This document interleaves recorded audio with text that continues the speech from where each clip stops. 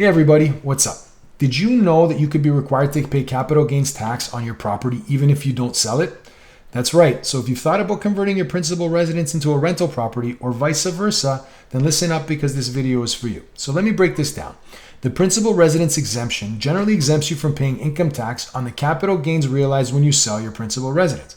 However, under the little-known change in use rule under the Income Tax Act, you can be considered to have sold all or part of your principal residence even if you didn't actually sell it.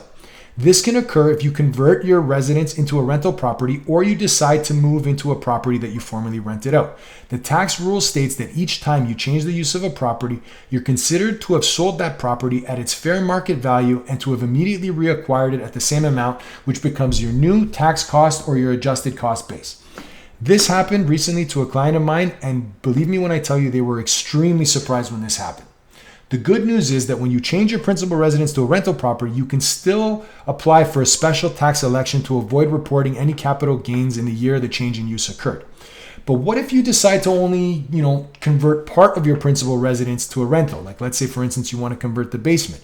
Well, the CRA or the Canada Revenue Agency will consider you not to have changed your property's use if three things occurred. One, the rental use of the property is relatively small in relation to the principal residence.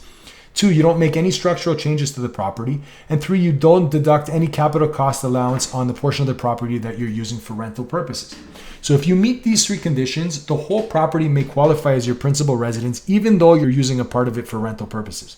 Now, when you actually sell this property, you're required to allocate the selling price between the part you use for your principal residence and the part you use for rental purposes. You must report any capital gain on the part you use for rental purposes. So if you're considering converting your principal residence into a rental property or moving into a property that you previously had rented, make sure you talk to your tax accountant first and always stay informed and ahead of the game.